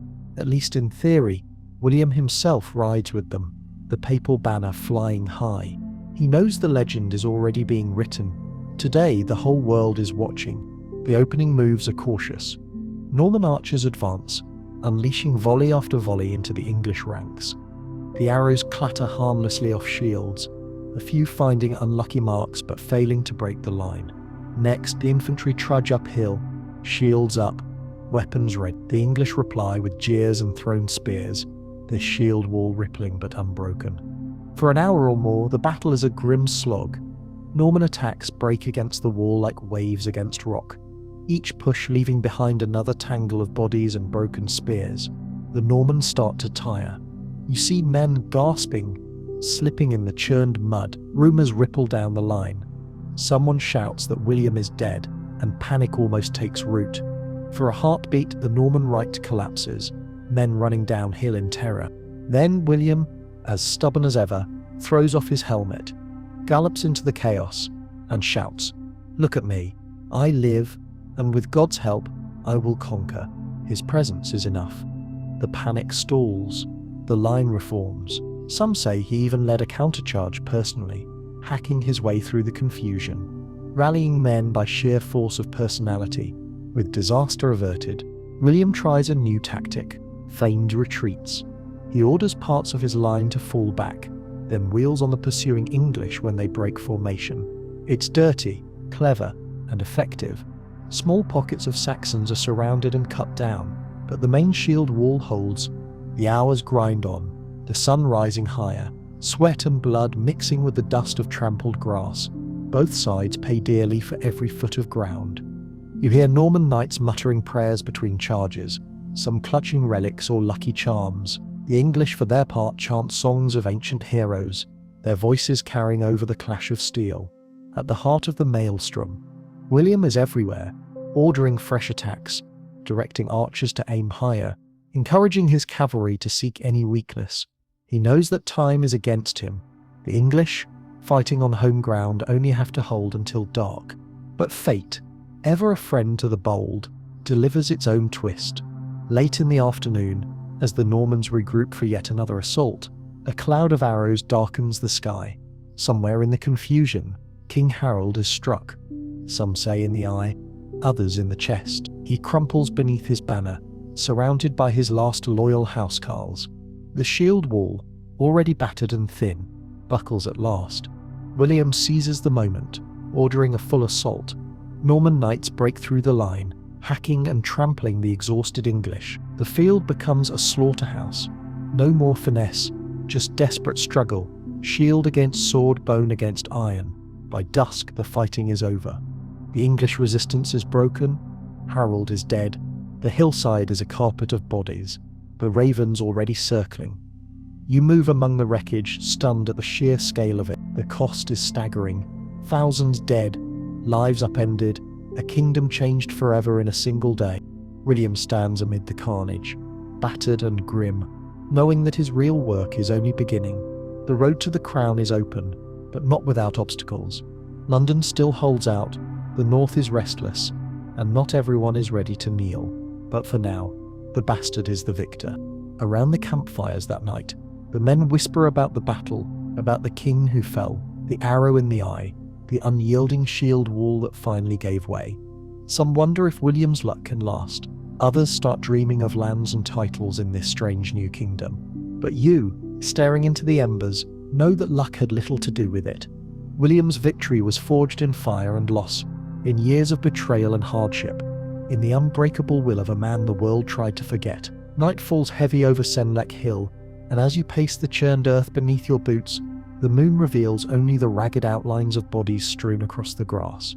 William's victory is complete, but the chaos that follows is just beginning. The King of England is dead, but where is the proof? And in the darkness, who can say what really happened to Harold Godwinson? The battlefield is a grisly scene. Some Normans go from corpse to corpse, stripping armor and rings from the dead. Others search for survivors among the groans and sobs, English and Norman alike. It hardly matters now. William's own knights drag the most prominent English bodies to his tent for identification. It's a practical business. The new king must prove his rival is truly dead, or face a fresh rebellion within days. The rumours fly faster than the arrows did. Some say Harold was cut down by Norman knights, hacked to pieces beneath his banner. Others whisper that he was felled by that infamous arrow, an image that will become legend, embroidered into tapestries and retold in 1,000 fireside tales. In truth, you see little certainty. A battered corpse is produced so mangled it's barely human. It's said that only Harold's mistress, Edith Swanneck, can identify the body, recognizing scars and marks no one else would know. William has the body displayed to his captains, then, in a rare gesture, allows it to be buried, though not in the grand tomb of kings at Westminster, but in a humble grave by the sea at Waltham Abbey. The message is clear. This is not just a defeated king, but a man erased. England has a new master, and the past is being buried along with the dead. But stories spread that Harold survived, that he escaped and became a hermit, or fled to Scandinavia. The Normans mock these tales, but you can sense the anxiety. Without a body, without certainty, there's always the possibility of a pretender, some figurehead for rebellion to rally around. William's grip on power is not yet secure, and every rumour is a spark waiting to ignite a fire. In the days after the battle, William sends his men to London, carrying news of Harold's death. He wants to crush hope before it can fester. But in London, the mood is anything but resigned. The nobles gather in secret, debating who should rule next. Some propose Edgar the Atheling, the teenage grandnephew of Edmund Ironside, as king. Others suggest surrender, hoping William will be merciful to those who submit quickly. William, meanwhile, is not idle. He moves swiftly to consolidate his victory.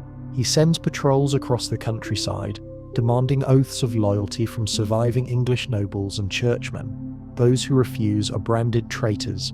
Their lands are seized, their families taken hostage. Some, faced with the choice between death and dishonour, bend the knee. Others slip away, vanishing into the forests or fleeing north, where resistance still simmers. Back on the battlefield, the Normans build a temporary chapel to give thanks for their victory. William prays, surrounded by his captains, and promises to build a grand abbey, Battle Abbey, on the very site where so many died. It's both a pious gesture and a shrewd move, to sanctify the bloodshed and stake a permanent claim to English soil. The abbey's altar, legend has it, will stand on the very spot where Harold fell, a warning to all future challengers. But William is not only thinking of the living, he is also thinking of the story that will be told. He makes sure his chroniclers are there, recording the arrow in the eye, the collapse of the shield wall, the noble charge of the Norman knights. He knows that power is not just taken by force, but held by narrative. He needs England and the world to believe that this was no mere victory, but divine justice. Still, there are practical problems to solve. Many of the English barons have not yet submitted. The countryside is restless, the winter is coming, and William's supply lines are stretched thin. At every campfire, you hear rumours of a Danish invasion, of uprisings in the north, of Welsh and Cornish resistance. The bastard's greatest enemy now is time. If he cannot take London and be crowned king before the year ends, he risks losing everything. William's approach is equal parts carrot and stick. He offers terms to the English lords. Those who pledge loyalty may keep their lands under Norman supervision, of course. Those who resist are hunted down, their estates handed out to Norman captains. For every baron who surrenders, a dozen more waver, unsure which side will win in the end. At the same time, William rewards his own men. Lands, titles, and treasures are divided among his captains, but never so much that any one man becomes too powerful. William keeps his new lords in check by scattering their holdings, ensuring that their wealth and their safety depends on his continued favour. It's a masterclass in medieval statecraft, learned the hard way in the backstabbing courts of Normandy. Meanwhile, William's enemies try to regroup. In the north, the Earls Edwin and Morcar rally their forces. In the west, Githa, Harold's mother, gathers ships and money to fight again. Even in London, the mood is tense, the city packed with frightened nobles and refugees. For many, the death of Harold is a tragedy. For others, an opportunity. The throne is empty, and the game is not yet finished. William knows this better than anyone. He rides out daily with his guards, showing himself in every conquered village, demanding oaths, dispensing justice. His presence is a warning and a promise. Submit, and you may live. Resist, and you will be destroyed. The name the bastard, once an insult, is now whispered with fear and grudging respect. For the common people, life is uncertain. Some try to curry favour with the new lords, others hide in the woods, and still more simply try to survive, harvesting what crops remain and praying the winter will be mild. In every village, the story of the arrow in the eye spreads, growing more dramatic with every telling. Some say it was a sign from God, others a curse. For William, it is simply a tool, a symbol to be used, a legend to justify his rule.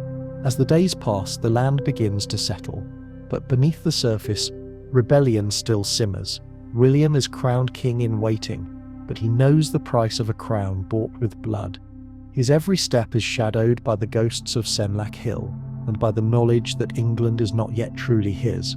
On cold nights, as you huddle by the fire, you wonder about Harold, about what truly became of him, about the body buried by the sea, about the stories the survivors will tell.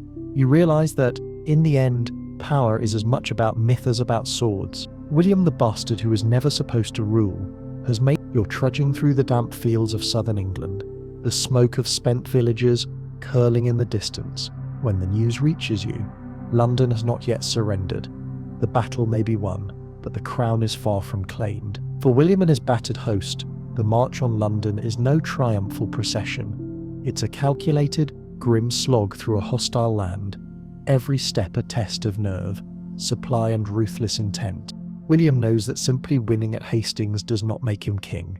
The English, shocked and grieving, are not yet ready to kneel. In London, the great council of lords waiting gathers in frantic debate. Some call for Edgar the Etheling, the last male heir of the ancient royal line, to be crowned. Others whisper of negotiation, hoping to play for time or salvage their fortunes under the new regime. But unity is as rare as sunlight in November. Fear and confusion rule. As William prepares for the march, he doesn't hesitate to use the tools that served him so well in Normandy: speed, surprise, and terror. He divides his army, sending out patrols to harass the countryside, seize bridges and fords, and secure supply lines. Every town that wavers is given a simple choice: open your gates, submit, and survive, or burn.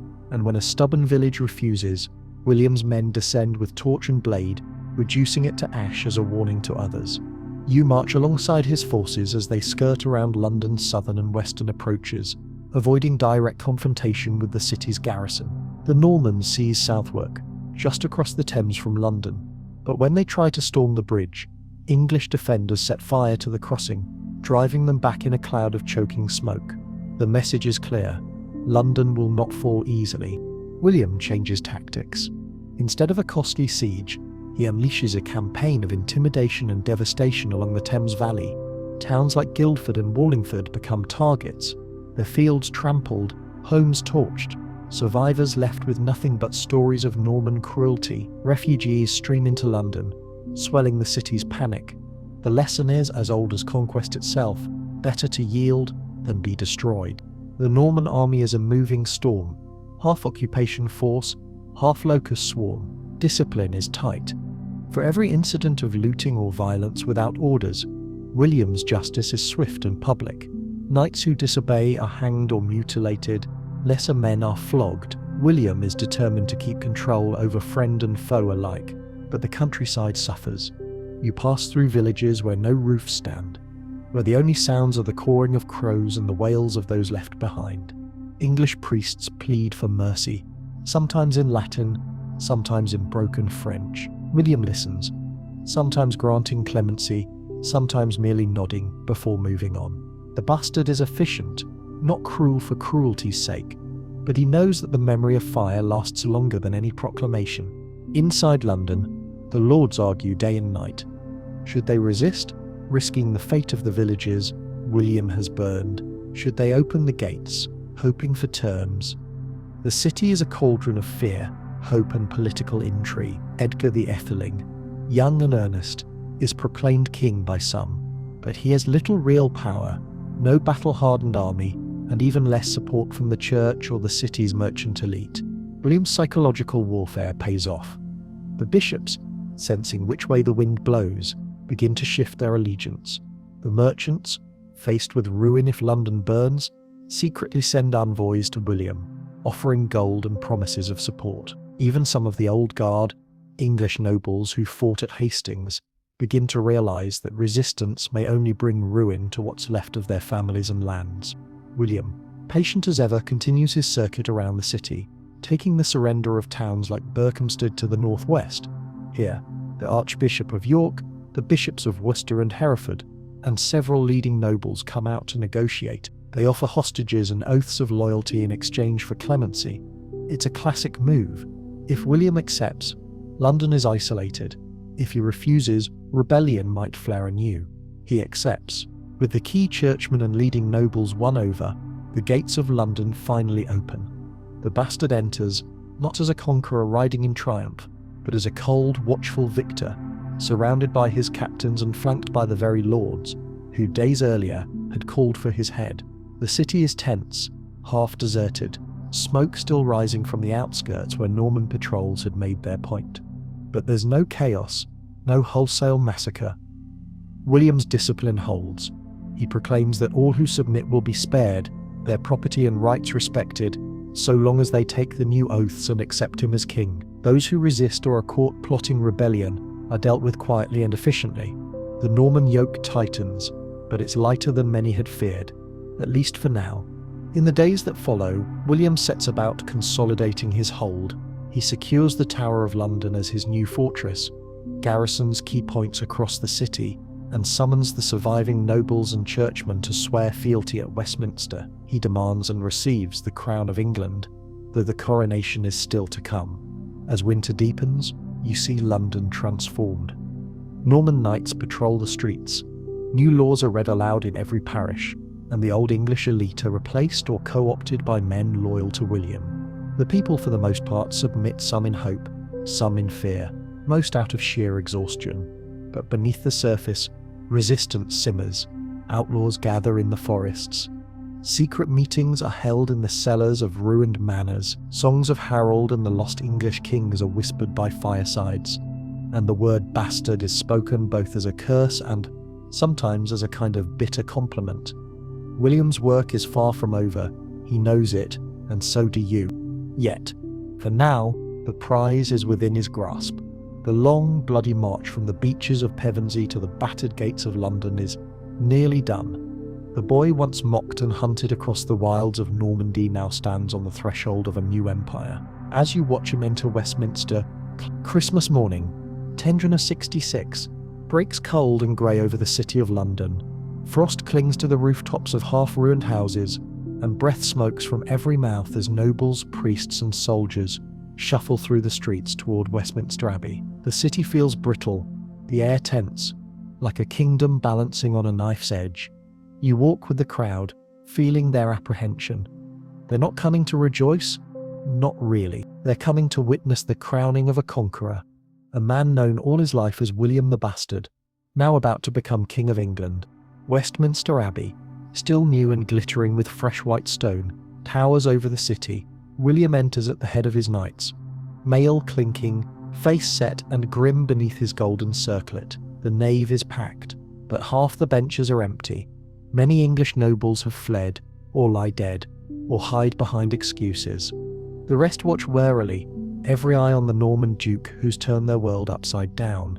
The tension is thick enough to choke on. Even the choir boys look as if they'd rather be anywhere else. Inside, the abbey glows with candlelight. Latin chants echo off stone vaults. The scent of incense is heavy, almost suffocating, an attempt to smother the stench of burnt villages and spilled blood that still clings to William's cloak. At the high altar, Archbishop Ealdred of York, shivering slightly, waits to anoint the new king. The papal banner sent from Rome itself hangs above the altar, a reminder that William's rule has God's blessing, or at least the Pope's signature. The coronation begins with the usual rituals, oaths, blessings, the ceremonial anointing with holy oil. But here, the old ways end. When Ealdred asks the crowd, in both English and French, if they accept William as king, the response is uneven. Some shout, yes, in French, others in English, many just murmur or stand silent. The Norman guard, misunderstanding the cries as a sign of revolt, rush outside and set fire to nearby houses, sending pillars of smoke curling up into the winter sky. The coronation continues in chaos, chants mingling with shouts and the distant crackle of flames. William, ever the pragmatist, barely flinches. He takes the crown, places it on his own head, and stands while the Archbishop proclaims him king in both tongues. It's a tense, awkward moment, but there's no turning back. The bastard is now King of England, anointed in a haze of fear, fire, and resentment. When the ceremony is over, William makes his way to the steps of the abbey. The city outside is restless, with smoke from burning houses drifting through the air. The Norman garrison is on high alert, swords drawn, armor gleaming in the weak sunlight. The message is unmistakable. This new king rules by the grace of God, but also by the threat of force. In the days that follow, William moves quickly to tighten his grip. He orders the construction of new fortresses, castles at the heart of every important city, from London to York to Winchester. Each one is a Norman fist on the throat of the country. The Tower of London rises from the ruins of old Roman walls, its stones quarried by English hands under the watchful gaze of foreign overseers. Wherever a castle stands, Norman rule is absolute. The new king's first act is to demand fresh oaths from every surviving English noble and bishop. Some kneel trembling and angry, swearing fealty out of necessity rather than loyalty. Others refuse and are stripped of their lands, their families sent into exile or taken as hostages. William divides the greatest estates among his own men, careful to scatter their holdings so that no single baron can challenge his authority. The pattern is clear: divide and rule. Yet, William is shrewd enough to understand that he can't rule by fear alone. He issues a charter promising to respect the ancient laws and customs of England, so long as they do not conflict with his own authority. He maintains the currency, keeps the shires and hundreds, and leaves much of the English legal system in place. For many ordinary people, life changes less than they might have feared, at least at first. But the old elite, the lords, abbots and officials who ran England for generations, find themselves replaced or subordinated to Normans. The new rulers bring their own language, customs and law. French becomes the language of the court and the elite, while English survives in the fields, markets and back alleys. The seeds of a new blended kingdom are sown, but they grow in the shadow of conquest. William's court is a wary, restless place. The Norman barons squabble over spoils, the English lords sulk or plot revenge, and the king himself never lets his guard down. He moves from castle to castle, always alert for the next rebellion, always suspicious of old allies and new friends alike. You see him preside over trials and councils, his face inscrutable, his words measured and cold. He has learned by bitter experience that trust is a luxury for lesser men. Despite the tension, the new regime does bring some stability. Trade resumes, roads are repaired, markets reopen, the churches fill with prayers for peace, and for the most part, the peasants keep their heads down and get on with life. Yet everywhere you look, reminders of the conquest remain. The foreign garrisons, the half-built castles, the names of lost sons whispered in the dark. At Christmas, William hosts a feast for his new court, but the mood is tense and awkward. The food is lavish, the entertainment forced. The old English nobles sit stiff and silent, their French counterparts loud and boastful. The king watches everything, always calculating. The title bastard has not vanished, but now it is spoken in hushed tones, sometimes with fear, sometimes with a grudging respect. As the year turns, you walk the streets of London, watching the city settle uneasily into the new order. William's face appears on coins, his laws are posted in every market, his men stand watch at every gate. The conqueror's grip is firm, but the memory of fire and blood lingers. For the first time in generations, England is ruled by a foreign king, but the country is far from truly conquered.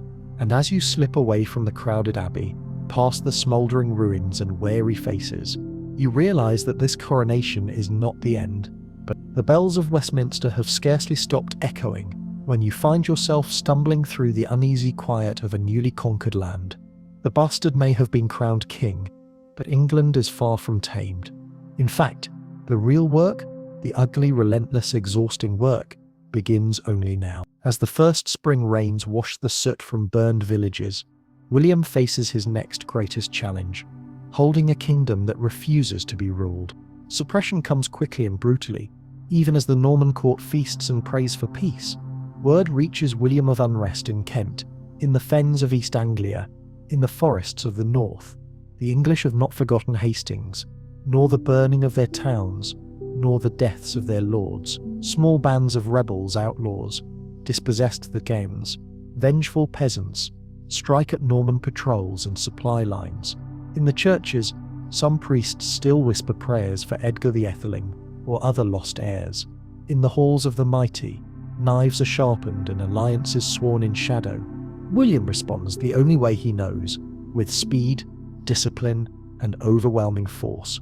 Wherever rumors of rebellion flare, he rides at the head of his army. The new king is as restless as he was in Normandy, never staying in one place for long, always a step ahead of his enemies. His commanders, trusted men from Normandy, Brittany, Flanders, receive orders to root out resistance with fire and sword. Castles are built at a breakneck pace, each one a Norman claw dug into English earth. You help heave stones and dig moats, cursing the rain and the cold, knowing that every castle built is a death knell for English freedom. In the north, the unrest is greatest. Here, the great Earls Edwin and Morcar, who had grudgingly submitted after Hastings, rise again. Danish ships appear off the coast, their sails like ghosts on the horizon, promising aid to the English cause. William answers with his most infamous campaign, the harrying of the north. You march with his army through Yorkshire and Durham, burning crops, slaughtering livestock, salting the earth. Villages are razed, survivors left to starve. It is winter, and the land is made desolate, a wasteland where once there was life. The message is clear: resist, and you will be destroyed, so thoroughly that even the memory of rebellion will freeze in the ground. In the fens of Ely, Hereward the Wake leads a last, desperate resistance. Using the marshes as cover, he and his followers wage guerrilla war against Norman garrisons. William sends ships, builds causeways, bribes traitors. The resistance is ground down by slow degrees. Betrayal, hunger, fear. By the time Ely falls, the backbone of English opposition is broken. But the violence is not limited to the battlefield. William knows that power must be visible, unavoidable, inescapable. He orders surveys of the land tax rolls, censuses, the meticulous recording of who owns what. The beginnings of the Domesday Book, are sown in this climate of suspicion and fear. The English landholding class is decimated. Those who survive are stripped of their estates, replaced by Norman barons, loyal and watchful. In every shire, new sheriffs are appointed foreigners with no local ties, their authority drawn directly from the king. The church is forced to kneel as well. Bishops and abbots who resist are deposed, their sees given to Norman clerics. Even Canterbury and York, the twin pillars of English faith, are reshaped. New archbishops imported from the continent, new orders issued from Rome. William is shrewd enough to patronize monasteries, endow abbeys, and issue grand charters, but he does so with an iron hand. The message is unmistakable. Your God may bless this land, but only under Norman rule. Yet not all resistance is crushed by violence. William rewards those who bend, as surely as he punishes those who resist. Some English lords who quickly swear loyalty are allowed to keep fragments of their estates. A few even rise in the new order, trusted because they have nowhere else to go, useful because they know the land and the people. Most, however, fade into obscurity, living as guests, sometimes prisoners in the great houses of their new Norman masters. Slowly, painfully, the land begins to change. Norman laws, customs and language seep into every corner of English life. French becomes the language of court, Latin the language of record, and English survives mostly in the mouths of the poor. New terms appear: baron, viscount, sheriff. Old rights vanish, new taxes are levied, the coinage changes, markets are regulated, and feudal duties are enforced with a rigor unknown before. But the change is not just political. You see it in the fields and villages: new building styles, new farming techniques, new kinds of bread in the market. Norman knights marry English widows, and their children learn both tongues. Stories and songs are exchanged, sometimes in spite of hatred. Over decades the lines blur: English and Norman, conqueror and conquered, bastard and king. William's legacy, already visible in stone and law, is written in fear as much as admiration. For the old families, he is a tyrant, a foreign butcher who slaughtered his way to the throne. For the new lords, he is a model of discipline and resolve, a man who made a kingdom from chaos. For the church, he is both patron and jailer. For the common people, he is a distant, unknowable force, one who changed their world whether they wanted it or not. You travel from castle to castle, from ruined abbey to bustling town, and you see the contradictions everywhere. The roads are safer, trade is reviving, the coins are better struck. Yet there are scars on every landscape, and old wounds that will take generations to heal. In every tavern, you hear the nickname spoken in half a whisper: the bastard. Sometimes with fear, sometimes with grudging respect, sometimes with a kind of awe. By the end of William's first decade, England is irrevocably changed. The last great uprisings have failed. The old nobility is gone or transformed. William has made good on his threat. He rules by castle, by sword, by law, and by a will that never bends. And you, watching this from the shadows of 1,000 stone keeps, realize that conquest is not a moment, but a process, one that takes years, decades, a lifetime. The bastard has become the butcher, years pass, the smoke of conquest thins, replaced by the steady rhythms of a new if uneasy kingdom. You wander the roads of England, now punctuated by the rising silhouettes of Norman castles, and see the results of a decade under William the Conqueror, the bastard whose very name was once an insult hurled from behind closed doors. Now it's spoken more quietly, often with a glint of hard-earned respect. But the story is far from simple. The world William remakes is nothing like the one he inherited. His victory at Hastings and the brutal campaigns that followed have swept away the old order. The English nobility, those who survived, are reduced to minor landlords, tenants, or outcasts. The true power is now in the hands of William's Norman followers, each baron owing his place, land and life to the king. The Domesday Book, that monumental survey of all England's wealth and property, is completed in 1086, and its pages reflect the new reality. Nearly every significant estate is in foreign hands. You see the scars everywhere. Charred fields in the north still recover from the harrying. Ancient English churches stand, but with Norman towers grafted onto their spines. The English language itself begins to warp, absorbing French words for law, government, war, and wealth. Even the peasant's bread, once dark and rough, is sometimes now made with white Norman flour. Change has come, and it's as relentless as William's ambition. But as you listen in smoky halls and at crowded markets, you also notice something unexpected. Despite all the pain and resentment, a strange kind of fusion is beginning. Norman lords marry English ladies, their children growing up fluent in both tongues. Customs blend. The English practice of jury trials survives, but under Norman oversight. Norman laws take root, but are forced to account for stubborn English traditions. A hybrid culture, forged in fire, begins to form. William himself grows older, heavier, and if anything, even more unyielding. His rule is ironclad, but not without wisdom. He travels constantly, inspecting his realm, enforcing justice, sometimes with mercy, more often with a firm hand. His coinage is accepted across Europe, his charters respected by the church, his alliances feared by neighbouring kings. If you expected the bastard to ever forget a slight, you were mistaken. His memory is long, his vengeance cold, and his generosity reserved for those who earn it. Yet, the nickname lingers, sometimes as mockery, sometimes as legend. In the stories told by those who remember the old days, the bastard is a warning: underestimate at your peril. But among the young, born after the Conquest, the phrase has lost much of its sting. Now it's simply a fact of history. William, who began as a scandal, is now simply the king. William's own family is no less complicated than his realm. His sons Robert, William Rufus, and Henry grow up in a world where power is always up for grabs. Old rivalries simmer beneath the surface. The bastard's suspicions extend even to his children. The Queen, Matilda, is his closest confidant, but her death strikes him harder than any battlefield wound. Alone in his later years, William broods in his castles, perhaps haunted by the ghosts of those he destroyed, and the endless work of keeping a kingdom united. Yet his achievements are undeniable.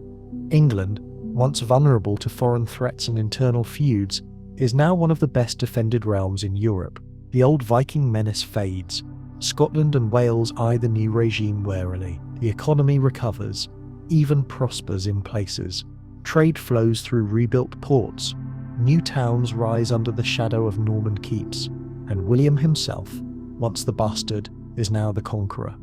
The two titles become inseparable, a badge of both shame and glory. Where once the name was flung at him as a curse, now it's inscribed in chronicles, sung in bardic halls, carved above the doors of mighty churches he built as acts of penance and pride. His death in 1087 is, like so much of his life, tinged with drama and dark humour. Fatally injured after falling from his horse during a campaign in France, William's body is returned to Caen. The story goes that even in death, the world makes room for him only grudgingly. The church his men built is too small for his corpulent corpse, and when they force him in, the stone splits, filling the air with the last foul stink of conquest. You stand among the crowd at his funeral, watching as nobles and churchmen argue, and you realize England is changed forever, not just by the man but by what he represents. The bastard is gone, but his legacy is everywhere. His methods, brutal, calculating, efficient, have shaped a new nation from the ashes of the old. As you wander from his tomb, you hear old men grumble and young men boast.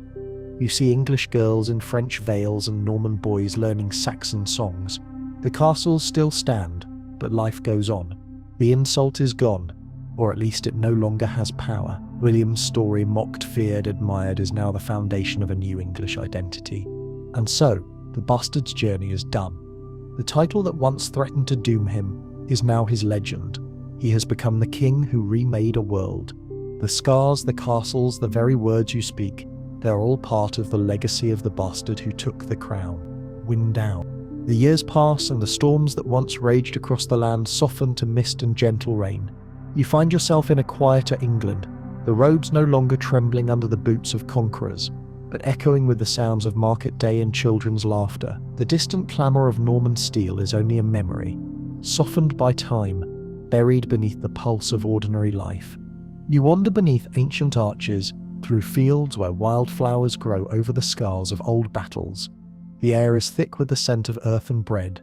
The cries of the market blend with church bells in a peaceful, everyday chorus. In the villages, people share tales of kings and conquests, some true, most exaggerated, and the story of William the Bastard slowly becomes a story of transformation, not just of loss. It's quiet now and the world feels softer, the sharp edges worn smooth by centuries of living and forgetting. The castles still stand, their shadows long and protective, no longer menacing. The language you hear on the breeze is a blend, half French, half English, fully new. Children run where armies once marched, and the only footprints in the mud are those heading home at dusk. Let your breath slow. Let the weight of the past dissolve, the clangor of conquest giving way to peace, the restless ambition of one man settling into the slow heartbeat of a nation forever changed, but always moving forward. You are safe. The bastard's story finished, his crown now only a memory, and sleep at last comes easily. Sweet dreams.